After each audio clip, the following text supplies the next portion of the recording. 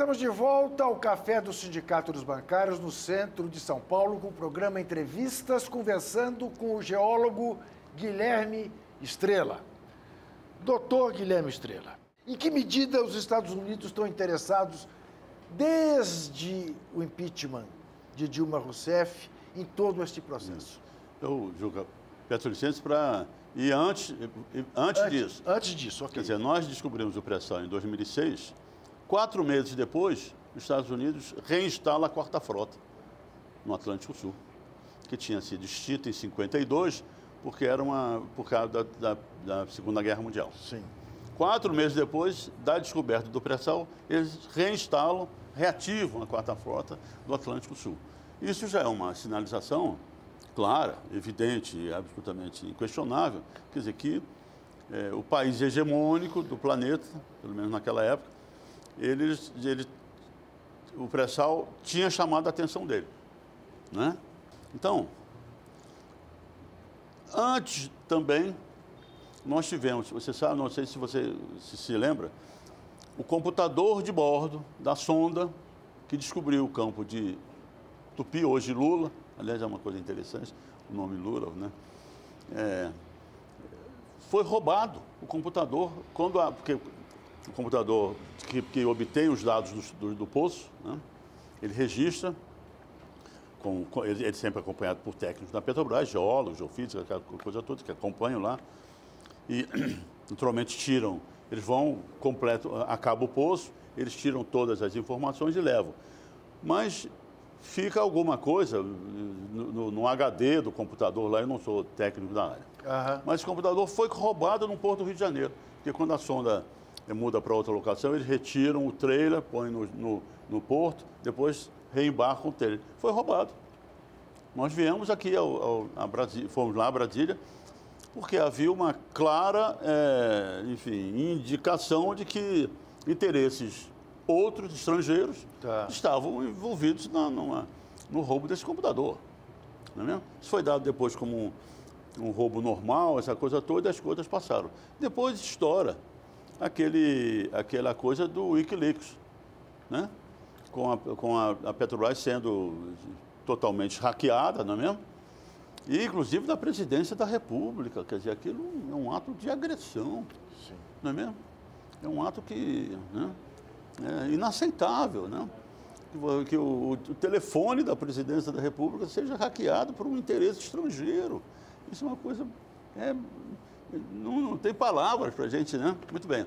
Então, tudo isso mostra o interesse norte-americano.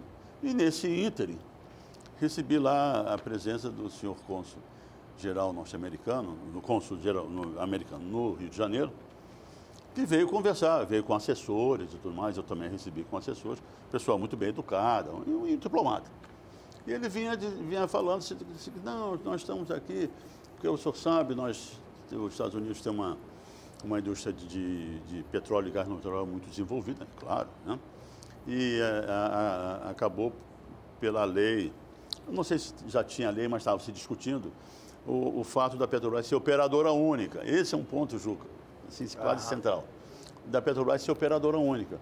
E nós estamos aqui, eu estou aqui para conversar com o senhor, porque é um interesse das nossas empresas. E é claro, né? O cônsul norte-americano não vai lá defender interesses da Total francesa. Claro. E isso é natural, ele está fazendo o papel dele. Claro. Né?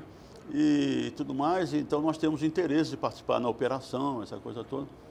E eu disse, olha, senhor cônsul, é o seguinte, está correndo, naquela época, está correndo porque o pré-sal, sabe, o pré-sal aconteceu na separação entre os dois continentes.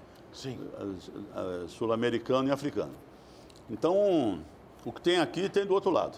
Como o pré-sal ocorreu ao longo dessa fratura primordial, tem coisas aqui e tem coisas do outro lado. E quando nós descobrimos o pré-sal, claro que Angola, que tem as partes abertas, né? O pessoal imediatamente disse, bom, se tem no Brasil, tem lá. Uhum. E a Exxon faz uma proposta, e naquela época corria no setor petrolífero mundial, que havia conseguido um acordo, eu contando ao cônsul, um acordo com o governo angolano para ser operadora única. O homem Quer ficou dizer, meio a Exxon pode. o homem ficou meio desconcertado, Sim. como eu disse, muito educadamente. Sim, né? claro. Eu até devia ter convidado ele acabei não convidando para visitar uma sonda nossa, e mudou de assunto, sabe? Sim. Ele mudou de assunto. Mas por quê? Porque a operação única é o seguinte: uma coisa é você construir um automóvel. Vou dar um exemplo que talvez não seja exatamente igual, mas pode ser. E outra coisa, porque um automóvel é conhecido, as tecnologias já estão conhecidas, a coisa toda, não tem problema nenhum. Outra coisa é você, como naquela época, descobrir petróleo a mais de 2.000 metros de lâmina d'água. Sim. Né? Tem a plataforma continental, tem um talude continental, e ele está no sopé do talude. O sopé do talude começa a 3.000 metros. Então, em condições naturais extremamente desconhecidas, né? Tratando com rochas desconhecidas, tratando com uma necessidade de perfuração, que são 2.000 metros de espessura de sal.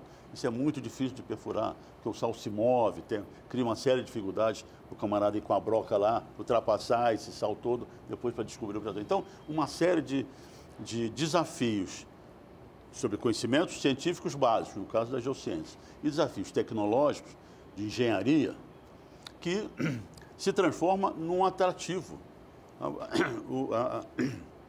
Em desenvolvimento tecnológico, a melhor situação é você trabalhar no limite do conhecimento, porque ali estão as oportunidades. Mas, então, isso tudo significa dizer que, na mesma medida em que a gente sabe o quanto guerras são movidas por questões religiosas, na mesma proporção, guerras são movidas em busca do ouro negro. Claro. Do petróleo. Agora não é mais preciso que haja um golpe mano-militar para a obtenção de certas riquezas. Se faz de maneira mais sofisticada. É isso? Os Estados Unidos, os interesses... Quando ele reativa a quarta frota, não Sim. é muito sofisticado. Isso vai de Não, aí dá um recado claro. Aí que diz, olha... Antes de mais nada, nós estamos aqui. Estamos aqui. Mas vamos conversar. É isso? É isso. Né? Ativa a quarta frota, dá o impeachment da Dilma, prende o Lula. É isso. E agora realmente não é o golpe tradicional que a gente conhece. Não. Mas, quando começou a Lava Jato, muita gente, inclusive depois, até quando veio o impeachment da Dilma, até entre a esquerda, quando a gente falava que um dos centros era petróleo, era o que você falou no começo, teoria da conspiração. Isso, teoria da conspiração. Agora, a gente tem mais petróleo que o Iraque. Por que lá não é teoria da conspiração e aqui né? Isso. Então, assim, hoje está ficando cada vez mais consolidado. A gente acabou de levantar a informação de que o preço que a gasolina, o gás de cozinha, o diesel, o preço em geral, que sai de uma refinaria brasileira é 34% menor do que o preço que sai de uma refinaria americana privada lá nos Estados Unidos. Então, o preço brasileiro é mais barato, o preço estatal brasileiro, mesmo depois da subida dos preços, que a gente questiona essa política, continua sendo mais barato do que o privado estrangeiro, o preço que sai da refinaria. Não é o preço que paga na bomba, né? Porque depois tem imposto, distribuição. O que vai acontecer para a população brasileira, que já está com essa escalonada de preço, que já tem acidentes voltando a acontecer por conta que a galera voltando a cozinhar em lenha, por não ter mais dinheiro para comprar gás. Quando eles privatizarem, né? Que não vão acabar com a Petrobras, mas declaram, tem pelo menos 40% do refino já colocado à venda, se não for ser mais. Mas por que acontece isso? Por que aqui é mais barato que lá? Nós somos melhores tecnologicamente do que eles? Olha, eu não sou da área de refino, mas posso intuir. Né? Quer dizer, as nossas refinarias são nossas, né? Há 50 anos, ou mais, né? De 50 anos. Então, aí é que está. A empresa tem uma experiência em refino. Essa experiência... Juca, você só aprende fazendo. Não é mesmo? Isso, né? Mas é só o fazer que lhe dá competência. Isso é uma coisa interessante. Né? E agora, você tem que acompanhar o fazer por conhecimentos novos. E é isso que a Petrobras sempre fez, né, em todas as suas áreas de atividade. E o SEMPS está aí, fui superintendente do SEMPS há muitos anos, está aí para comprovar isso. Estava aí, pelo menos, para comprovar isso. Então, a gente colocava o SEMPS junto da nossa operação. Então, a empresa, ao longo dos 50 anos, já fez 60 anos agora, né? E de operação, ela adquire essa experiência. E adquire a experiência para um mercado que também é só nosso. Isso dá uma competência de atendimento e de eficiência operacional, isso é importantíssimo, que você, no mercado aberto, que é uma verdadeira colcha de retalhos, você acaba não adquirindo ao longo do tempo. Essa é uma vantagem da presença do Estado, porque, não é mesmo? Porque ele acumula experiência. Tá. De uma série. Então, eu acho que é por isso que nós não somos novatos, nós não somos, está entendendo? Nós temos uma experiência e de mercado, quer dizer, nós temos, a Petrobras acompanha, pelo menos acompanhava o mercado para suprir o mercado com as suas necessidades. Isso transformava. E também tem o seguinte, quer dizer, o conjunto de refinarias era muito eficiente. Está entendendo? Fernanda. Na verdade, eu concordo com a questão de que é muito ideológico, né? Porque a gente, quando fala de um Banco do Brasil, da Caixa, é onde a gente transita muito da agricultura familiar. Na Caixa você tem o financiamento habitacional, então eu vejo muita relação com isso do ataque da Petrobras. É um ataque direto à população mais carente, é um ataque direto ao país mesmo. Como é que vai ser isso para essa juventude que está começando? Como é que vai ser para todos os trabalhadores? Pois é, Fernanda, quer dizer, eu respondo como cidadão, né? Quer dizer, o que a gente está vendo é um ataque sistêmico. Não é só um ataque sobre a presença do Estado, essa coisa toda. É um ataque sistêmico, é um ataque no trabalho. É um ataque na remuneração do trabalho. É um ataque nas políticas públicas de melhoria do cidadão brasileiro, do povo brasileiro, né? Então, esse ataque está sistêmico. Quer dizer, visando a uma economia, uma gestão absolutamente desregulamentada, desregulada, flexibilizada. Esse é o termo terrível que anda aí, quando você tem que se flexibilizar tudo. Até o presidente eleito já disse que as relações trabalhistas têm que, quanto melhor, mais se aproxima da informalidade, melhor. Quer dizer, isso é um desastre absoluto, né? E uma coisa que é muito significativa e exemplar disso é o seguinte: pô, os caras jogaram o botijão de gás de 40 para 80 mil reais. Quer dizer, isso atinge diretamente o povo. O que é que o pessoal fez? Foi para a lenha, não é, Juca? Sim. 1,5 milhão de lares, sei lá, mais, voltaram para a lenha. Quer dizer, o menino, Fernanda, esse menino talvez seja criado como eu fui criado. Eu fui criado, não tinha botijão de gás, aquela coisa. Eu já disse que eu sou sobrevivente de outro planeta, não vivo no planeta que nasci. Né? Ambos. Então, eu fui criado com carvão, aqueles fogareiros com abanador. Tá. Não é mesmo? Então, nós vamos retroceder, uma coisa absolutamente... Mas aí é que está, doutor Estrela, isso que eu queria explorar um pouco. Porque toda esta argumentação, digamos, nacionalista, em defesa da Petrobras, é taxada por esses neoliberais, que cada vez mais se tornam, a meu ver, neoboçais. Mas essa neoboçalidade faz com que quem defenda as posições que você está defendendo sejam chamados de dinossauros. E aí você acaba de dizer que você vem de um outro planeta, de uma outra situação, o que comprova de que essas posições são posições de dinossauro. E o dinossauro está falando em retrocesso. Quer dizer, dinossauros são eles. Certamente, certamente. Você vê, por exemplo,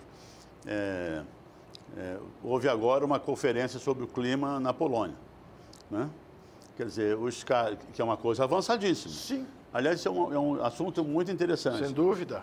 Porque a Terra está num período interglacial, né, que começou há 11 mil anos atrás. Então, o aquecimento global é inexorável, é inescapável. A humanidade tem que se preparar para isso. Isso é uma tática marxista. Né? Isso é um complô marxista. Não, pois não, é. não. Globalista, Então, marxista, cultural. Claro, não, tá de brincadeira. Né? Mas de qualquer maneira, quer dizer, os movimentos ambientalistas de proteção ao clima, essa coisa toda, quer dizer, para pelo menos tentarmos atenuar esse crescimento, são coisas moderníssimas, né? São coisas modernas. E estão sendo atacadas pelos Estados Unidos, que saiu do Acordo de Paris, não é mesmo? Pelo o governo americano, que agora amenizou as normas restritivas à produção do carvão americano. Então, na verdade, a partir do momento que você destrói a relação trabalhista, você volta quase para a escravatura. Sim. Não é mesmo? Quer dizer, então os caras, esses caras, né? São os dinossauros. Então, eu não sou um dinossauro, porque os dinossauros foram todos extintos. Né? E eu e milhões de brasileiros não fomos extintos ainda. Então, né? Então, mas esses caras estão com proposições que efetivamente são proposições que retroagem o Brasil às condições econômicas e sociais, caramba, de quase escravatura em relação ao trabalhador brasileiro e de dependência. Esse que é o problema. Quer dizer, a dependência, a inteligência, a tecnologia, né? Estão atacando a universidade brasileira, não é mesmo? Enfim, eles estão atacando as bases da nacionalidade, do mínimo de soberania que um país desse. E o país não é um país comum, não é, Juca? Doutor Estrela, eu no próximo bloco, eu vou querer que você comece por uma provocação que você não aceitou, mas sobre a qual você acabou não falando logo no começo do nosso papo, sobre ser ou não ser o pai do pré-sal. Pois é. Qual é a minha curiosidade? Como é que alguém pode achar que tem petróleo a 7 mil metros, a 7 quilômetros? Pense você. 7 quilômetros é uma caminhada de 50 minutos, pelo menos no meu ritmo. 7 quilômetros, alguém achar que vai ter ouro negro lá embaixo. No próximo bloco eu quero que você explique isso. Até já.